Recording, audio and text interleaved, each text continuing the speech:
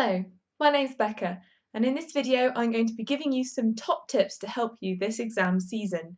Whether you're doing your GCSEs, your A-levels, hopefully I'll be able to say some things today that will help you do the best you possibly can in those exams.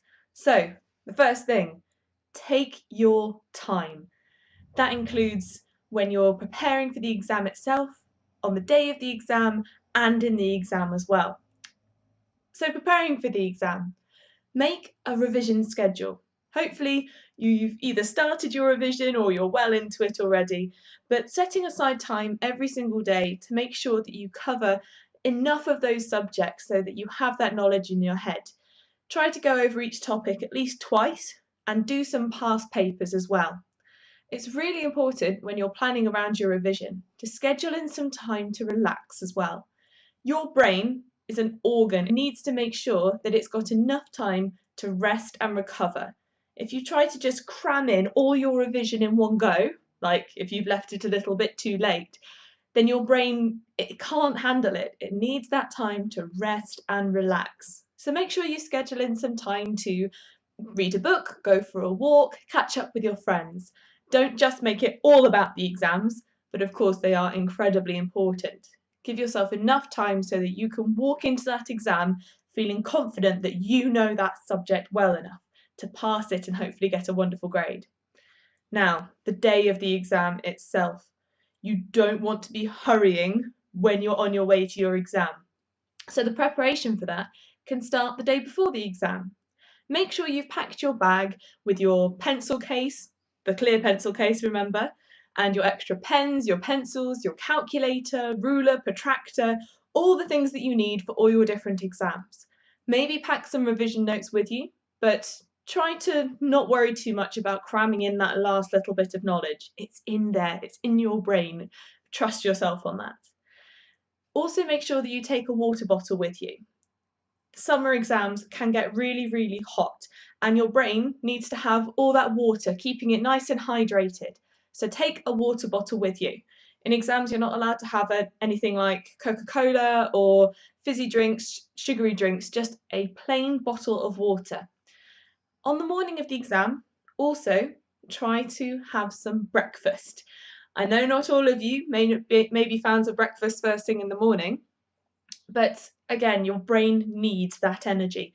Even something like a banana can actually improve your performance that day. It has been scientifically proven that children who eat breakfast before they go to school tend to perform better in school than their peers who don't eat breakfast. So try to have a little bit of breakfast before your exam, although I know that those nerves might make it a little bit difficult to eat. So you've arrived at the exam, hopefully well within time, you know where your exam is, perhaps you caught an earlier bus, you set your alarm that bit earlier, but you've sat down and the invigilators say you may now begin.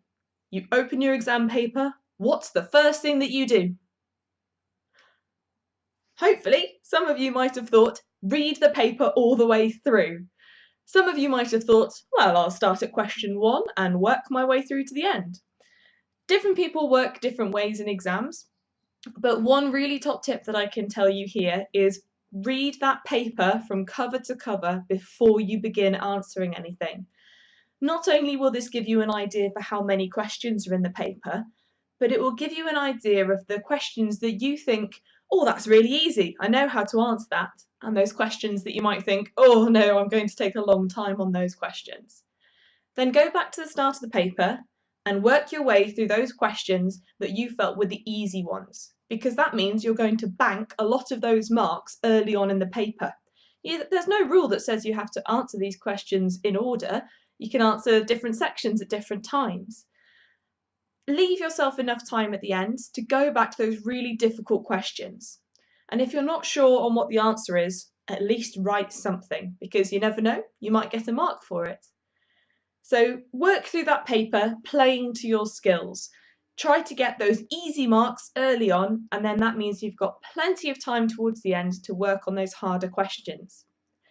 Now, towards the end of the exam, I know it can feel like a little bit of a rush. You want to work right up until the end, or perhaps you finished early and you think, oh great, I can sit back and relax and just wait for them to tell me to leave. But You may have your hour and a half for the exam, and you're only ever going to have that hour and a half for the exam. Make sure you use all of that time. If you finish a bit early, make sure that you go back through and you read everything that you've written. You're checking your spelling, your units.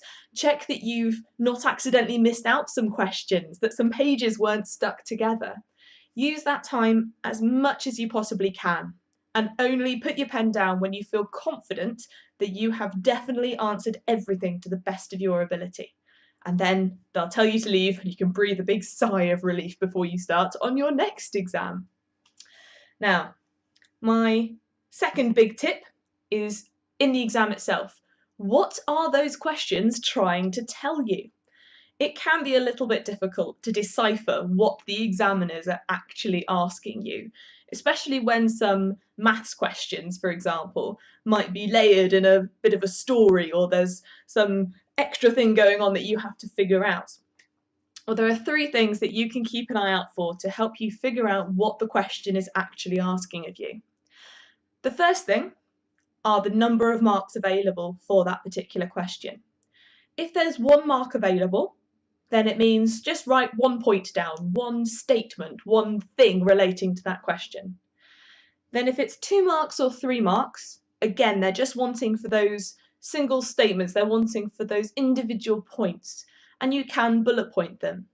But if the question is worth 4 or more marks, you can't just bullet point it, you need to put a bit more around it. Perhaps layer those 4 points that you're going to talk about in a nice structure, something that flows well together. This is where they'll start looking out for your ability to put arguments together, to justify your point and show that you understand what you're talking about. So don't just rely on bullet points, especially if it's a big mark question like 6 or 8 marks. You want to make sure that you get as much as possible. So think about the use of paragraphs and your spelling and your grammar and your punctuation. The next thing to keep an eye out for are command words. Command words are usually found at the very start of the question. Explain why solar energy is important. Compare electric cars and petrol cars. That sort of thing. It'll be, explain, compare, inform. There's lots of different words, and quite often they appear across all the different exam boards. They usually use the same ones, but you can actually find out what command words your exam board uses by contacting the exam board or asking your teacher, because sometimes they are provided with the list of those words, or they can ask the exam board for you. Now, it's really important to understand the difference between these words. For example, if you were going to describe something or compare something, those are very different things. Describing, you would be just giving lots of detail around that one thing. You would be trying to really explain it to some, oh, there we go, I've used a different command word there. They can sometimes be quite similar, so you do have to be aware of what they mean. So again, let's go back to describe. Describe being that you're just detailing a lot of information around that one topic.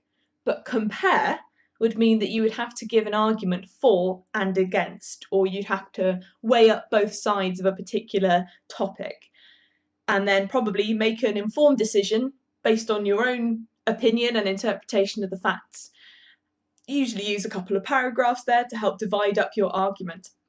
It can be difficult to know what these words mean, but make sure that you have a look through in your past papers, look at the different command words and see if you can spot what they mean, because unfortunately if an examiner sees you describe something when you were supposed to compare something, that could lose you a couple of marks. But usually they're relatively straightforward, just make sure that you're aware of what they mean. Now, the last thing to keep an eye out for in helping to decide what these questions all mean are to have a look at the information provided. A lot of questions, especially in science and maths, will not only ask you a question in words, they'll usually give you a graph or a table, a diagram. In your English or language exams, they might have something like a paragraph or a quote that you've got to look at. Examiners don't put these things in the paper to make them look pretty. You have to use them.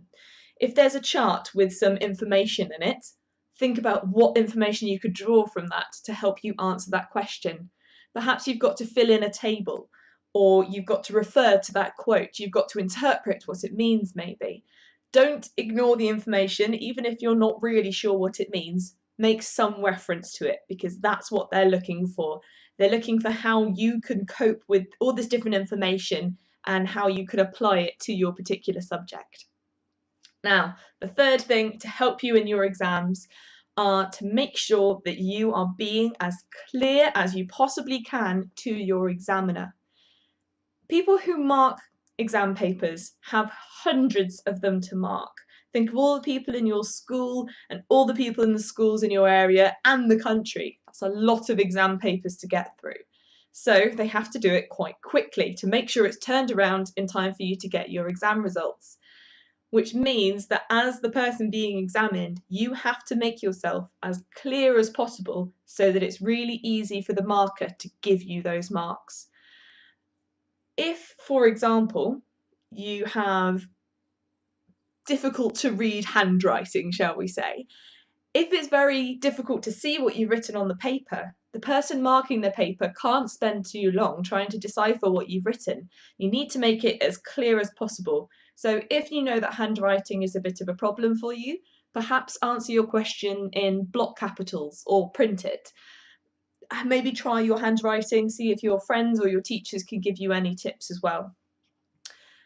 One really important thing is to show you're working out, especially in science and maths papers. They give you that big bit of space to show you're working, and quite often a large chunk of those marks comes from you showing the examiner that you know how to get to that answer. Brilliant if you just know the answer off the top of your head, but you need to show how you got there. Even if you did it all in your head or on a calculator, show how you got there on the paper. Write out what you programmed into that calculator. Show the examiner and just pretend that they don't know anything about that topic. They will just have a very clear list of 1 mark for this, 1 mark for that, 2 marks for this. And if you haven't shown that you've done that, they can't give you those marks off that list. So make sure you're really, really clear. Now, in written questions, you might often see something at the bottom of the question next to where it says the marks. Depending on your exam board, it's usually either going to be QWC or QER. QWC means quality of written communication, and QER means quality of extended response. They're very catchy titles, but basically what they mean is how well you can get across your point. And to be fair, these can actually pop up in maths questions as well. So that means showing you're working out. But in written answers, it means good use of spelling, grammar, punctuation. If you've managed to form your thoughts into a clear discussion, if there's a nice thread throughout what you've written, have you used paragraphs, have you structured it the best that you possibly can? And these will usually be the higher mark questions. So those 6 or more marks questions we were talking about earlier, have a look out for the QWC and the QER. So that does mean make sure that you are presenting yourself as best as possible, double check your spelling, check your units in your science exams, and check your punctuation. Make sure that it makes sense as well, and maybe even plan what you're going to write before you write it. Remember, that exam paper, you can write whatever you want on it, essentially, as long as you're within those borders, and do whatever you need to help you structure that answer as best you possibly can. And I think that is about it. I really hope that you do the best you possibly can in your exams. I know it's a very stressful time of year, but from everyone here at Science Made Simple, best of luck. For more information on our live, interactive science and engineering shows, check out our website and connect with us through Facebook and Twitter.